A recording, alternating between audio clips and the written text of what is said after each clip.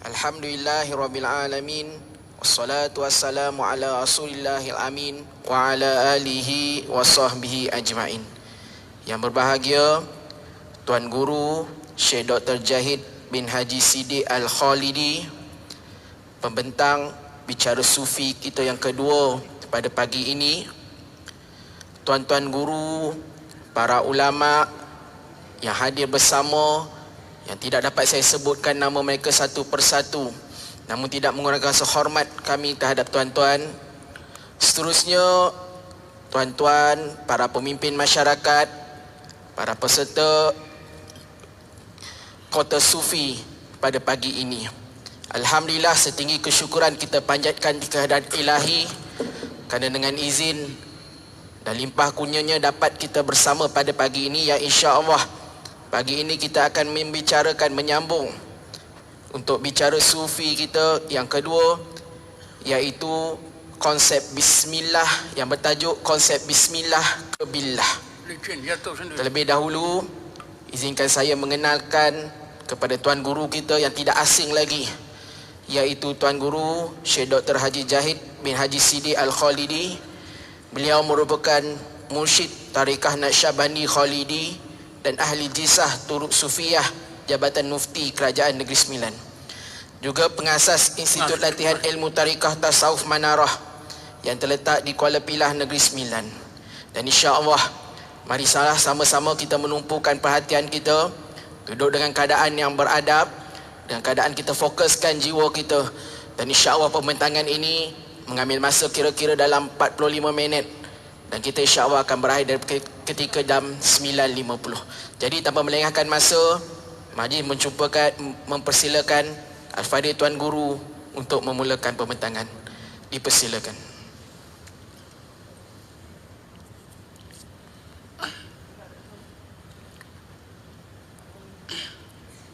Assalamualaikum warahmatullahi wabarakatuh. أعوذ بالله من الشيطان الرجيم. بسم الله الرحمن الرحيم. الحمد لله القائل كل من عليها فان ويبقى وجه ربك ذو الجلال والإكرام. أشهد أن لا إله إلا الله وحده لا شريك له وأشهد أن محمدا عبده ورسوله. اللهم صل على سيدنا محمد النور الأنوار وعلى آله الأطهار وأصحاب الأخيار وسلم تسليما كثيرا. اللهم نور قلوبنا بنور هدايتك كما نورت الأرض بنور شمسك أبدا أبدا برحمتك يا أرحم الراحمين. Saudara moderator dan seterusnya, tuan-tuan, puan-puan, hadirin hadirat yang dirahmati Allah sekalian.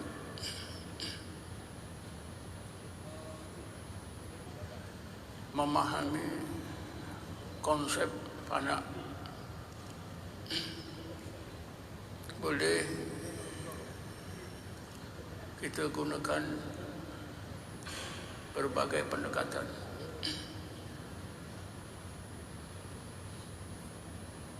Pada pagi ini kita mulakan dalil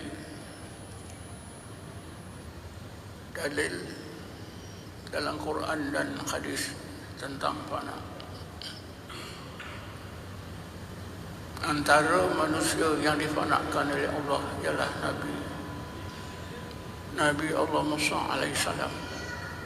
Disebut oleh Allah dalam ayat 143 surah Al-A'raf. Saya ringkaskan saja, bacakan hujung ayat 143 ini. Bismillahirrahmanirrahim. Falamma tajalla rabbuhu lil jabali ja'alahu dakka wa kharra Musa sa'iqa. Falamma afaqa qala subhanaka tubtu ilaika wa ana awwalul mu'minin. Maka apabila Tuhannya Allah mendahirkan mentajallikan, menampakkan tanda-tanda kewujudan zatnya yang maha suci, yang laisa kamitslihi syai'un, tidak ada sesuatu yang serupa dengan zatnya. Menerusi Bukit Tursina itu maka Bukit Tursina itu hilang lenyap. Bukit Tursina dan seluruh kejadian hilang lenyap, fana. Wa kharra Musa sa'iqa, dan Nabi Musa jatuh tersungkur fana. Falamma afaqa, maka apabila Nabi Musa sudah pulih daripada fana'nya, qala, dia segera berkata, subhanaka, maha suci engkau ya Allah, tubtu ilaika, aku serah diri dari batin aku untuk menjadi hamba-Mu, sebaik-baik hamba-Mu ya Allah. Wa ana awwalul mu'minin, dan aku pasti inilah titik permulaan aku mukmin yang sebenar.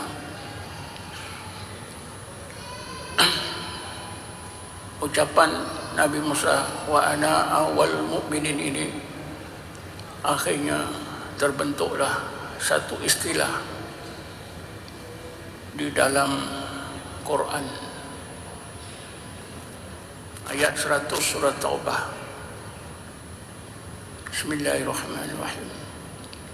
As-sabiqunal awwalun minal muhajirin wal ansar walladzina ittaba'uhum bi ihsan radhiyallahu anhum wa radu anhu, hingga akhir ayat.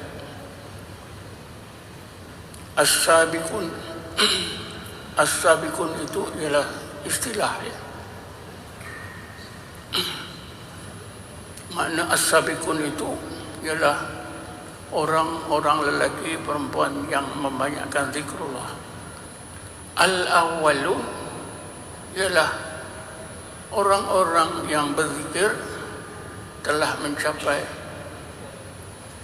maksud zikir yang sebenar, seperti yang telah dicapai oleh Nabi Allah Musa alaihissalam, golongan al-awwalun. Selain daripada ayat 143 surah Al-A'raf itu, ayat 190 surah Al-Imran juga menceritakan ulul albab telah difanakkan oleh Allah. Bismillahirrahmanirrahim. Inna fi khalqis samawati wal ardh wa ikhtilafil laili wan nahar la ayatin li ulil albab. Sesungguhnya di dalam alam malakut, kejadian-kejadian yang terletak di langit, dan alam malakut, kejadian-kejadian yang letak di bumi. Begitu juga di alam malakut, peredaran manusia, terdapat berbagai tanda-tanda kewujudan Allah, keagungan dan kesempurnaan Allah sebagai Rabbul Alamin, yang dapat disaksikan oleh pandangan mata hati, pandangan roh ulul albab. Walaupun ayat ini Allah tidak sebutkan fana, apabila Allah telah tegaskan ulul albab dapat memandang tanda-tanda kewujudan, keagungan dan kesempurnaan Allah di alam malakut, berarti ulul albab ketika itu berada dalam keadaan fana. Ini tanpa ni. Hadirin hadirat sekalian, alam, seluruh alam semesta sebenarnya ada dua lapis. Lapis luarannya dikenali dengan alam mulki. Dalam Quran ada suratul Mulk ayat pertama, Bismillahirrahmanirrahim. Tabarakalladzi biyadihil mulku wa huwa ala kulli syai'in qadir. Kalimah mulku di situ bermakna alam mulku, alam zahir, alam nyata. Akhir surah Yasin, Bismillahirrahmanirrahim. Fa subhanalladzi biyadihi malakutu kulli syai'in wa ilaihi turja'un. Alam malakut, zahirnya alam mulki, batinnya alam malakut. Seseorang yang difanakan oleh Allah, ketika difanakan itulah pandangan mata hati atau pandangan roh dapat melihat alam malakut. Tanpa difanakan tidak akan dapat melihat alam malakut. Jadi ulul albab juga difanakan oleh Allah. Nabi Ibrahim juga difanakan oleh Allah. Tapi Allah jelaskan dalam ayat 75 surah Al-An'am, Bismillahirrahmanirrahim. Wa kadzalika nuri Ibrahim malakutas samawati wal ard waliyakuna minal muqinin. Demikianlah kami Allah tunjukkan, perlihatkan, zahirkan dalam pandangan mata hati, dalam ruh Ibrahim alaihissalam, rasa-rasa kami di alam malakut, kejadian di langit dan di bumi. Supaya Ibrahim alaihissalam menjadi seorang yang yakin. Hadirin hadirat sekalian, Rasulullah SAW menjelaskan dalam sebuah hadis bahawa ilmu itu ada dua.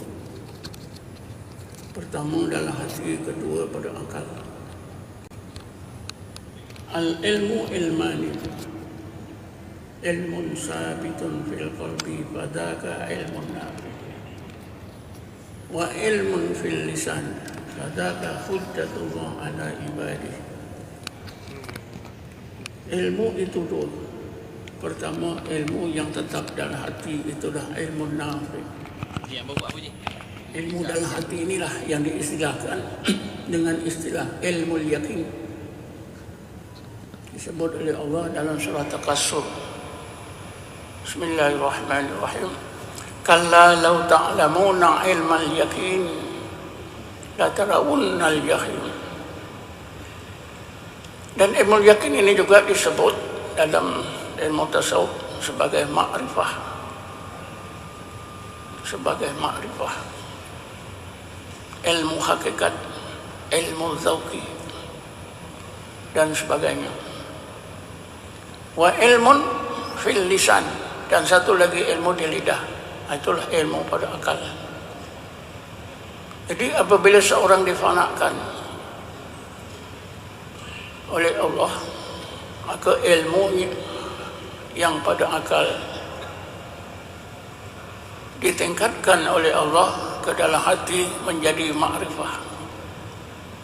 Setiap ma'rifah adalah ilmu, tapi bukan semua ilmu ma'rifah, karena ma'rifah itu khusus. Apabila seseorang itu dikurniakan oleh Allah ma'rifah, dikenali sebagai arif, jamaknya arifin, arifun. Ketika berilmu dikenali sebagai alim.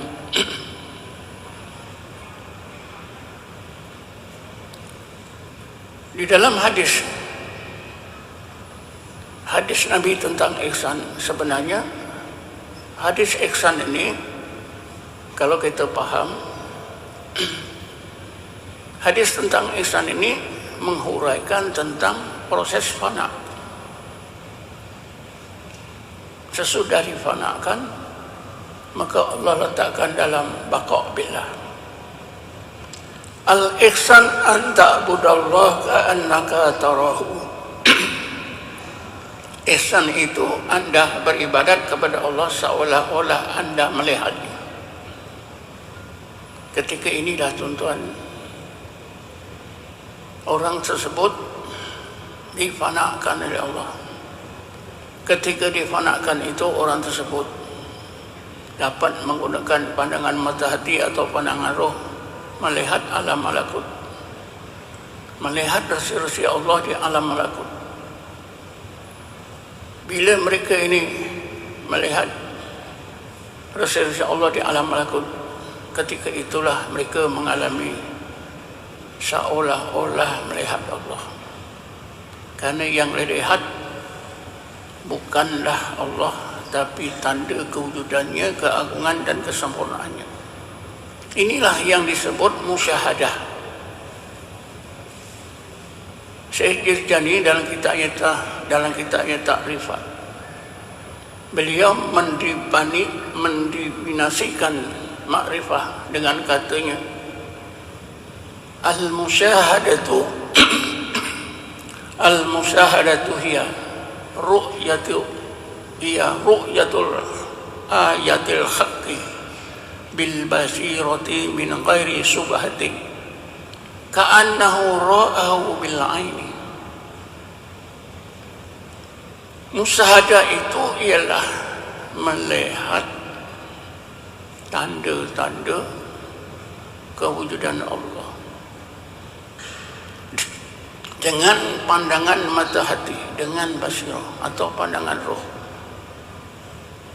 tanpa ada keraguan, seolah-olah orang tersebut melihatnya dengan mata kepala. Jadi inilah, ketika itulah berlaku apa yang Rasulullah sebut, al-ihsan an ta'budallaha ka'annaka tarahu. Seseorang yang tidak difanakan oleh Allah, dia tidak akan merasa seolah-olah melihat Allah. Fa in lam takun tarahu, berarti fana berakhir. Fa innahu yaraka, sesungguhnya Allah sentiasa melihat Anda. Ini baqa' billah. Seorang ahli hadis, Ibnu Rajab Hambali, meninggal dunia 795 Hijrah. Dalam kitabnya Jami'ul Ulum wal Hikam, ketika beliau mengulas hadis ihsan ini, beliau menegaskan bahwa hadis tentang ihsan ini boleh dibagikan kepada dua tahap, dua bahagian. Dilihat dari perjalanan seseorang mukmin dalam usaha mereka mengenal Allah. Mereka di tahap pertama difanakan oleh Allah, mengalami seolah-olah melihat Allah. Ketika di tahap pertama inilah Allah limpahkan ke dalam ruang hati ma'rifatullah. Kerana itu orang tersebut boleh digelarkan arif billah. Tetapi oleh kerana orang tersebut berada dalam keadaan fana, maka sifat kehambaannya kurang, tidak sempurna. Lalu Ibnu Rajab Hambali menyimpulkan, ketika di tahap pertama ini orang tersebut digelarkan al-arif an-naqis, arif billah tapi naqis, sifat kehambaannya kurang. Sebab apabila seseorang sedang berada dalam keadaan fana, apa juga perintah Allah tidak dapat dilakukan, tetapi tidak berdosa. Seperti Ashabul Kahfi, difanakan oleh Allah 309 tahun. Mereka tidak melakukan apa yang diperintah oleh Allah, tapi tidak berdosa. Fa in lam takun tarau fa innahu yaraka. Tahap yang kedua ini menurut Ibnu Rajab Hanbali, orang tersebut diletakkan dalam keadaan baqa' billah. Sifat kehambaannya sempurna. Lalu orang tersebut bolehlah digelarkan arif al-kamil.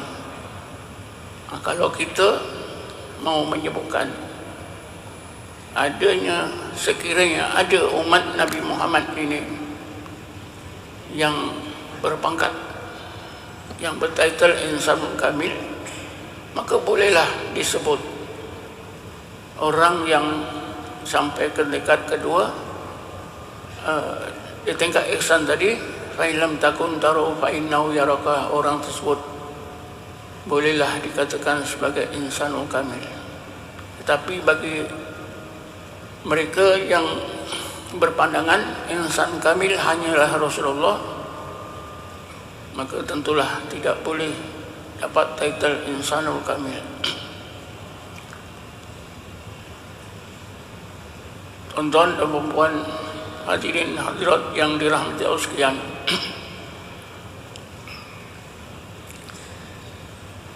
menurut Syekh Abu Qasim Al-Junaidi Al-Baghdadi, meninggal dunia 297 Hijrah, beliau menegaskan bahawa seorang yang layak menerima kurniaan Allah fana hanyalah orang yang ada memenuhi 3 syarat. Pertama, sifat-sifat madmumah zahir dan batin sudah dibersihkan oleh Allah. Yang kedua, sifat-sifat mahmudah sudah ditanamkan oleh Allah pada zahir dan batinnya. Dan yang ketiga, hatinya hanya ingat Allah semata-mata. Bila seseorang ada 3 syarat ini, barulah layak menerima kurniaan daripada Allah Ta'ala. Selain daripada itu, para ulama tasawuf mengingatkan kita bahawa fana adalah satu karomah, satu karomah yang paling penting, yang paling hebat, yang paling mulia.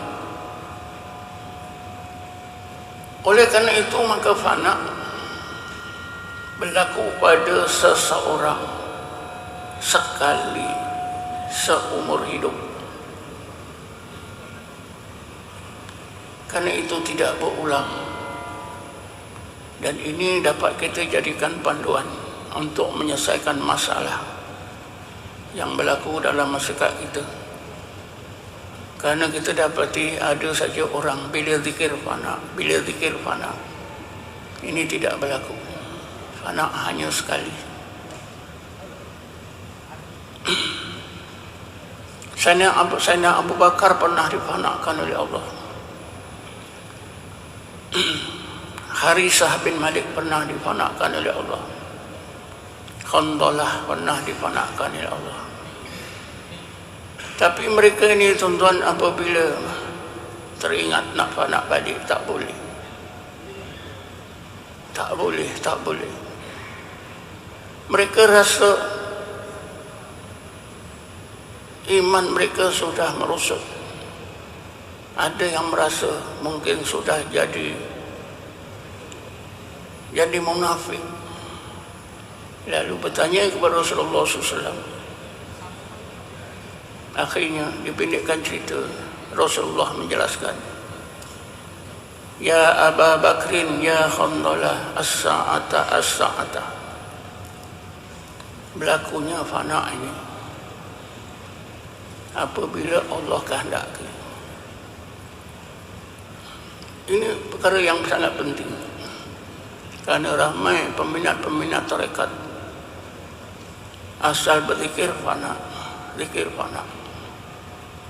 Elok-elok berzikir la ilaha illallah, duduk bangun, semua jemaah jatuh satu-satu, sehingga gurunya pun jatuh fana. Malam esok buat zikir lagi, fana lagi. Ini perlulah diawasi. Fana adalah karamah, berlakunya bila dikehendaki oleh Allah, biasanya sekali. Masalah ini sudah timbul, ditanyakan oleh masyarakat Islam di zaman hidupnya Syekh Abdul Qadir Jalani. Lalu Syekh Abdul Qadir Jalani memberi jawapan, dan jawapan beliau itu diabadikan dalam kitabnya Al-Ghunyah. Tuan-tuan boleh rujuk dalam kitab Al-Ghunyah. Beliau menjelaskan apakah beza antara karamah dengan sihir, dengan istizad, dengan perbuatan syaitan. Ada 5 perbezaan di sana. Hadirin hadirat yang dirahmati Allah sekalian,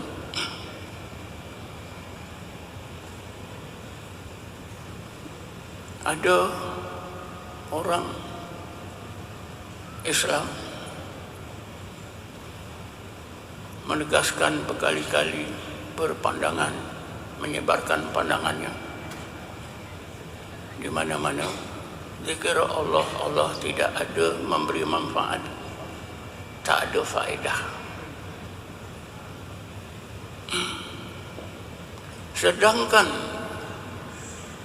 antara hikmah zikir Allah itu ialah difanakan oleh Allah. Sebab itulah bila kita lihat dalam kitab-kitab, bila disebut fana fillah, fana fillah, zikir ismul mufrad Allah, hikmah yang sangat penting ialah akan difanakan oleh Allah. Tanpa berzikir Allah susah nak difahamakan. Sebab itulah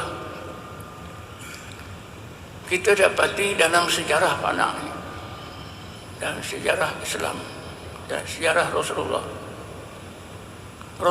lah yang mula-mula difanakan oleh Allah.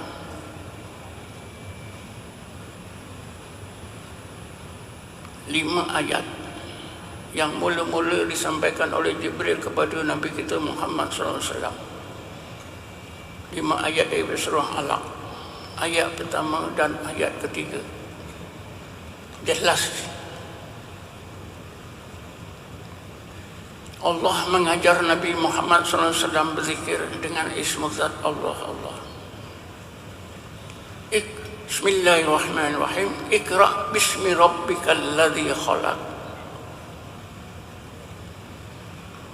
Di zaman moden ini ada seorang sufi bernama Syekh Nikmatullah Nahjuani, mengarang, menyusun sebuah kitab tafsir, kalau tak salah saya, bertitul Al-Futuhat Ghaibiyah. Dalam kitab tafsir beliau ini, beliau menafsirkan ayat yang pertama ini. Allah perintahkan Nabi Muhammad supaya menyebut namanya Allah berterusan, sehingga sampai ke satu peringkat. Sambil menyebut Allah, Nabi mesti bermuraqabah dengan sifat khaliqu kulli syai'in. Zikirnya Allah, muraqabahnya khaliqu kulli syai'in.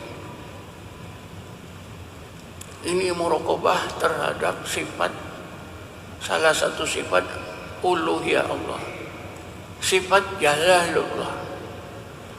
Kesannya menjadikan hati Nabi takut, tubuh Nabi menggeletar. Inilah yang disebut oleh Allah dalam ayat 23 surah Az-Zumar. Bismillahirrahmanirrahim. Allahu nazzala ahsana hadisi kitaban mutasyabihan mathaniya taqsairu minhu juludul ladina yakhshawna rabbahum. Menggeletar seluruh anggota orang yang hatinya takut kepada Allah. Siapa yang mengalami? Pertama ialah Rasulullah SAW ketika menerima 5 ayat dalam surah Al-Alaq. Ayat yang ketiga dan surah Al-Alaq. Bismillahirrahmanirrahim. Iqra wa rabbukal akram. Nabi Muhammad diperintah berzikir menyebut Allah, Allah. Muraqabahnya Al-Akram, yang mewakili sifat-sifat rububiyah Allah. Kesannya hati Nabi tenang, seluruh anggota Nabi jadi stabil. Itulah disebut dalam ayat 23 surah Az-Zumar. Sesudah Allah sebut taqsairu minhu juludul ladina yakhshawna rabbahum summa talinu juluduhum wa qulubuhum ila dzikrillah dzalika hudallah yahdi bihi man yasha. Summa talinu, kemudian seluruh anggota jadi stabil, jadi lembut, hati juga jadi lembut ketika mengingati Allah, ketika berzikir sambil muraqabah mana-mana sifat rububiyah Allah. Manusia yang mengalami apa yang Allah sebut dalam ayat 23 surah Zumar ini ialah Rasulullah SAW. Siapa yang pernah baca sirah Nabawiyah tentulah masih ingat bila Rasulullah berpisah daripada Jibril, turun kembali ke rumah. Dalam perjalanan itu Nabi berasa lemah, sejuk, menggeletar. Bila sampai di rumah, Rasulullah segera merebahkan diri, memerintahkan istrinya dengan menyebut zammiluni, zammiluni, zammiluni. Karena itulah Rasulullah disebut dalam Quran ya ayyuhal muzammil. Cerita-cerita ini semua yang terdapat dalam sirah seperti sirah Nabawiyah Ibnu Hisham menunjukkan bahawa Rasulullah adalah orang yang mula-mula difanakan, kemudian diikuti oleh sahabat. Tadi dah sebut di antara sahabat yang digelarkan oleh Allah dengan gelaran ulul albab, difanakan oleh Allah Subhanahu wa ta'ala. Jadi zikir Allah, Allah itulah yang akhirnya Allah kurniakan fana. Sebab itu Allah tegaskan lagi dalam ayat 205 surah Al-A'raf, bukan saja untuk Rasulullah tapi juga untuk kita. Bismillahirrahmanirrahim.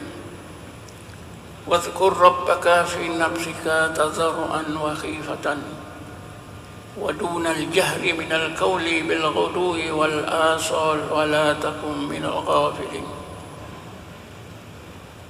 Ayat ini diturunkan, asalnya ditujukan kepada Nabi Muhammad.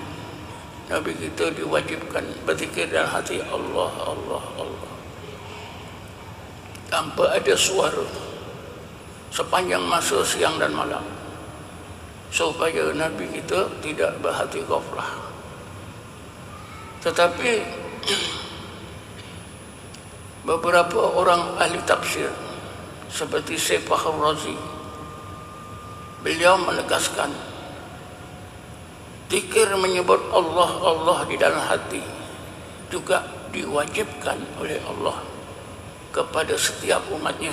Ini bukan cakap saya, tonton boleh rujuk dalam kitab tafsir Syekh Fakhr Razi. Beliau menegaskan zikir Allah Allah di dalam hati adalah juga diwajibkan. Kerana kalaulah Rasulullah itu memang Nabi dan Rasul yang dipilih oleh Allah, bersifat maksum, diwajibkan oleh Allah berzikir Allah Allah, maka apatah lagi umatnya yang memang lalai.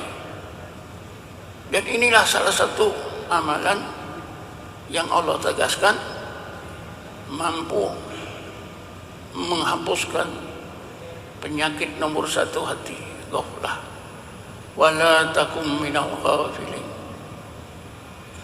Bila hati seorang mukmin ghaflah, maka berbagai penyakit akan datang memenuhi hati. Jadi zikir Allah Allah akan menghilangkan sifat ghaflah, sehingga membolehkan orang tersebut fana fillah.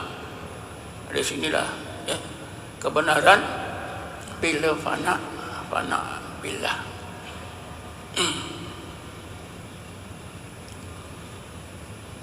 Hadirin hadirat yang dirahmati Allah sekalian, perlu kita memahami bagaimana proses fana berlaku. Sesiapa yang berzikir, apa-apa tarekat pun, bila mereka berzikir dengan ismul zat Allah Allah,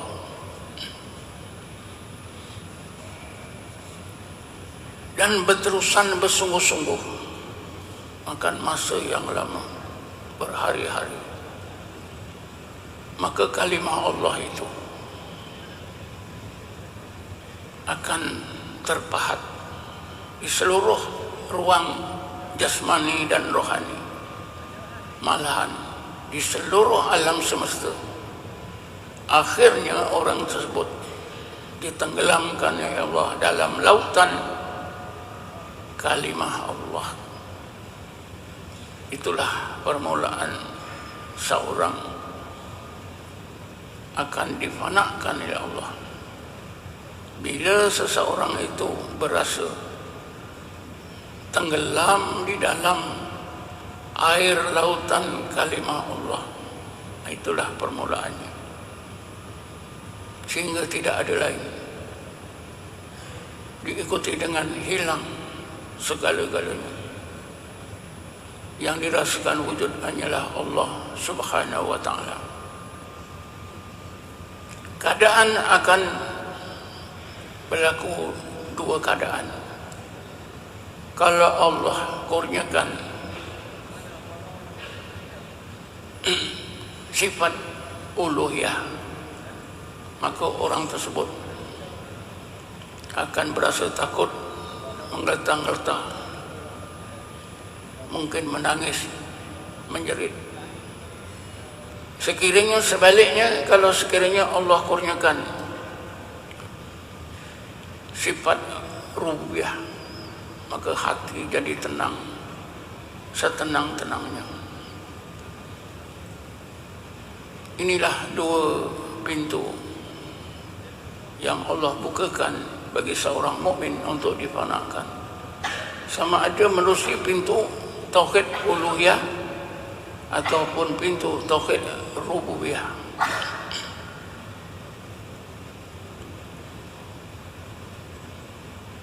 Tapi kita perlu memahami seterusnya apa yang berlaku.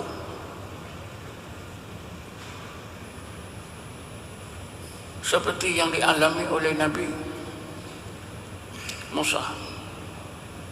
Kita boleh pahami tuan-tuan menerusi hadis kursi. Sebuah hadis kursi menceritakan bagaimana para wali itu difanakan oleh Allah.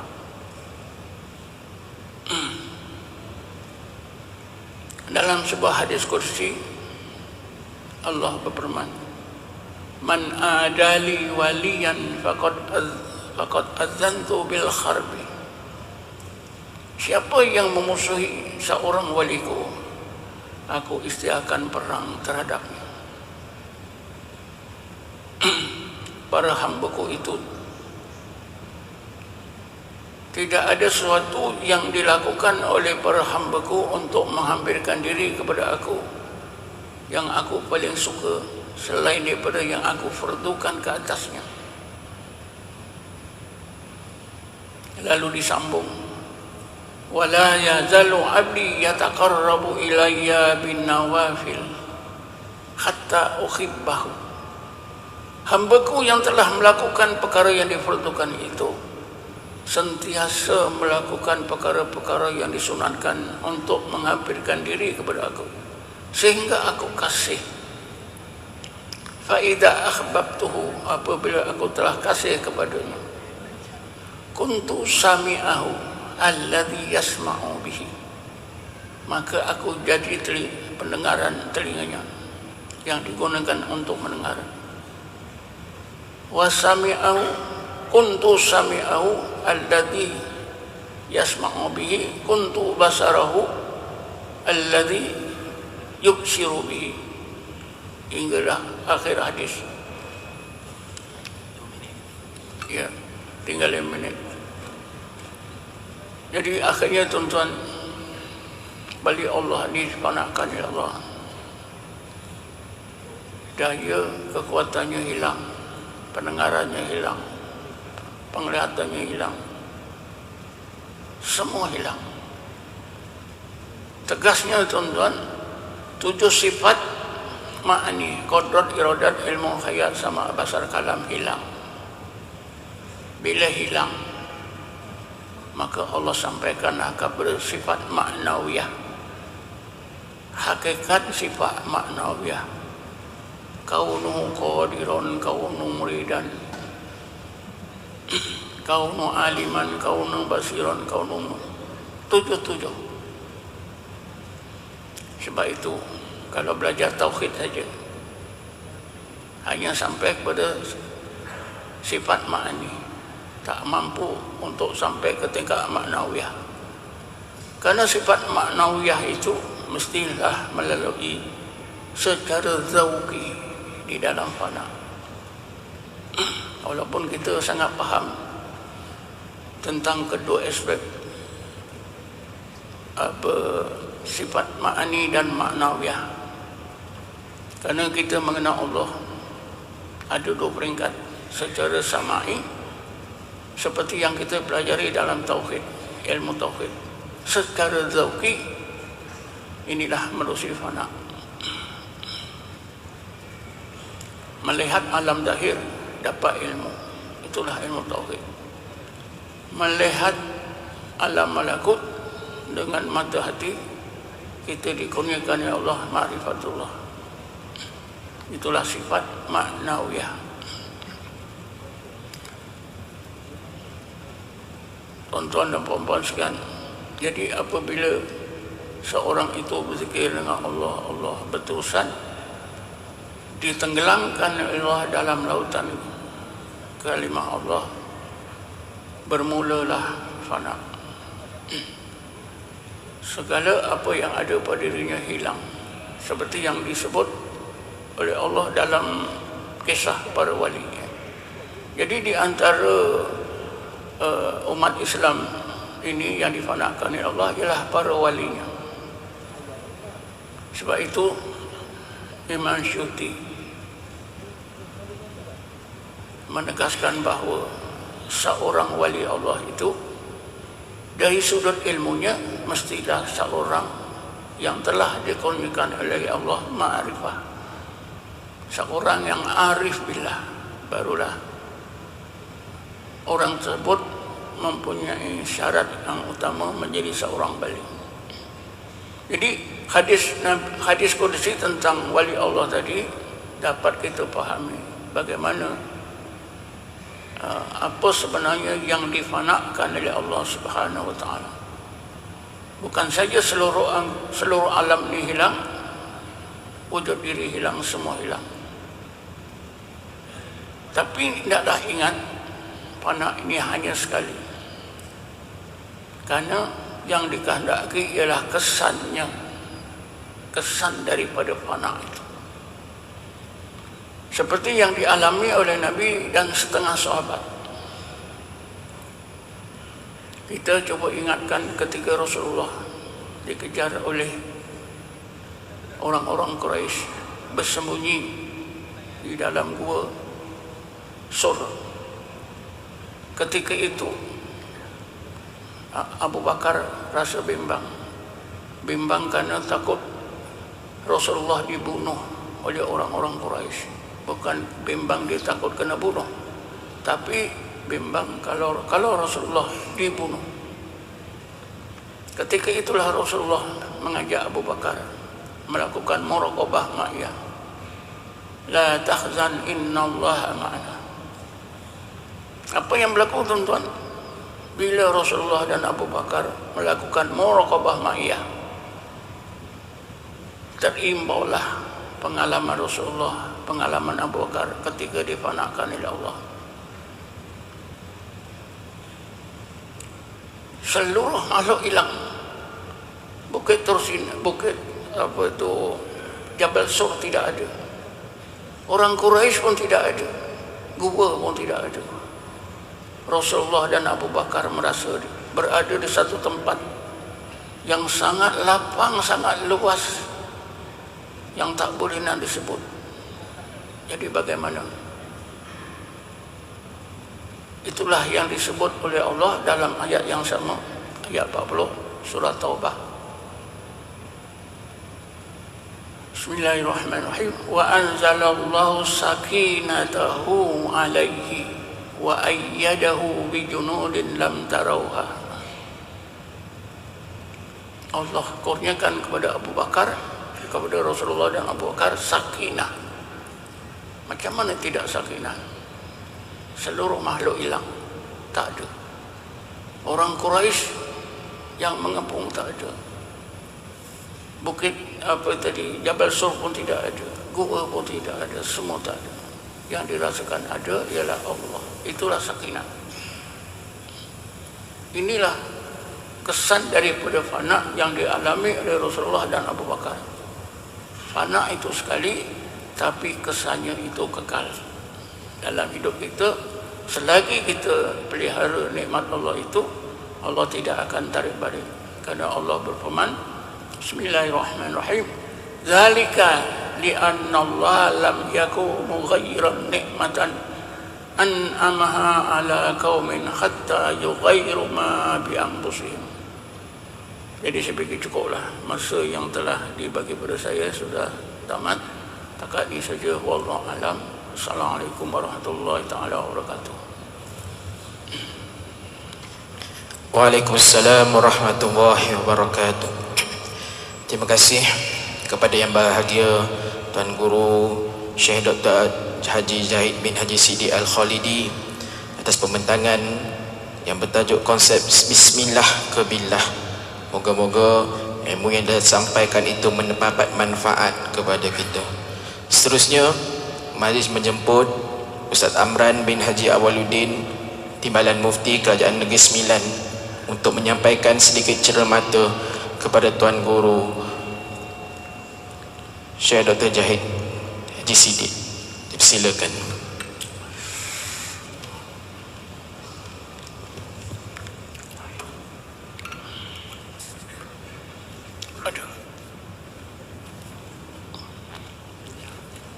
Terima kasih.